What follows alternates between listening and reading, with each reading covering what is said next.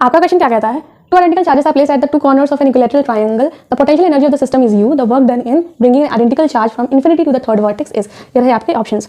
हमें क्वेश्चन में बोला है कि हमें इक्विलैटरल ट्रायंगल गिवन है, इसके हमने टू वर्टेक्सेस यानी इसके जो कॉर्नर्स है हमने टू आइडेंटिकल चार्जेस रखे हैं, यानी इस पर चार्ज हम मान लेते हैं क्यू, तो इस पर चार्ज हमारी कॉर्नर पे क्या रहेगी, परफेक्ट, दैट इज क्यू रहेगी। आप लोग को पता है पोटेंशियल एनर्जी निकालने का फॉर्मूला सिस्टम का, perfect, that is KQ1 Q2 by R. इसमें कि हमारी कूलम्स कांस्टेंट है, Q1 Q2 हमारे चार्जेस है, R है separation between two charges. Clear? यानी अगर इस सिस्टम अगर हम देखें तो इस चार्ज और ये जो चार्ज है इनके बीच के सेपरेशन को ले लेते हैं R, तो इनके बीच के जो पोटेंशियल जो एनर्जी हमें गिवन है सिस्टम की, that is U, which is equals to K Q1 हमारी क्या है चार्ज ये, और ये Q2, Q1 into Q, Q1 into Q bye separation between two charges, that is R। इसको हम लिख सकते हैं ना Q2, सेम ही चार्ज है ना। तो ये हमारी इनिशियल जो सिस्टम है इसकी पोटेंशियल एनर्जी, और कोई चार्ज यहाँ पे है नहीं, तो हमारी जो पोटेंशियल एनर्जी जो निकलेगी इस सिस्टम की वो सिर्फ इन दोनों चार्जेस की वजह से ही निकलेगी। तो इन दोनों चार्जेस के बीच में पोटेंशियल एनर्जी निकलेगी, that is KQ2 by R, और इधर कोई चार्ज नहीं है। अब हमें जैसे नेक्स्ट कंडीशन दी है, दैट इज ये हमने क्या किया, ये Q चार्जेस तो प्रेजेंट ही है, ठीक है, कॉर्नर्स पे। एक थर्ड चार्ज जो कि आइडेंटिकल है वो भी, यानी कि वो भी चार्ज कितना है, सेम ही है, Q ही है, उसको हमने इन्फिनिटी से लाके जो थर्ड जो कॉर्नर हमारी खाली थी उस पर हम लाके प्लेस कर दिया। अब हमें पूछिए इसको लाने में जो वर्क डन है वो कितनी हुई होगी।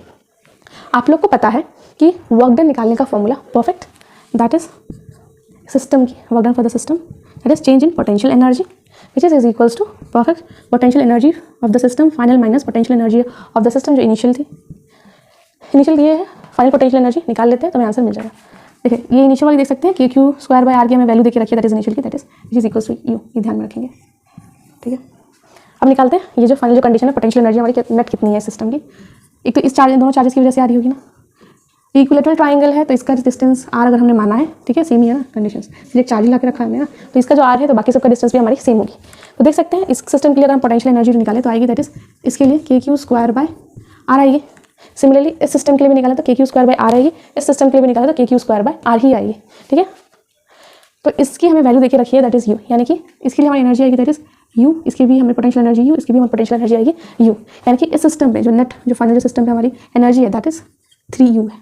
एक ये सिस्टम, एक ये सिस्टम, एक ये, ठीक है, दिख रहा है ये फॉर्मूला सेम ही है, तो हम लिख सकते हैं डायरेक्टली जो सिस्टम की जो पोटेंशियल एनर्जी होगी इसकी 3U होगी, और इनिशियली की हमारी potential energy that is U। तो पोटेंशियल एनर्जी फाइनल कितनी है, perfect, that is 3U minus initially कितनी है इस सिस्टम की, दैट इज U, तो 3U minus U that is 2U। तो हमारी जो वर्क डन जो होगी इन्फिनिटी से जो नेक्स्ट जो हमारी थर्ड जो आइडेंटिकल चार्ज है लाने में इस सिस्टम में, दैट इज 2U। ऑप्शन देखेंगे तो ऑप्शन हो जाएगा B 2U।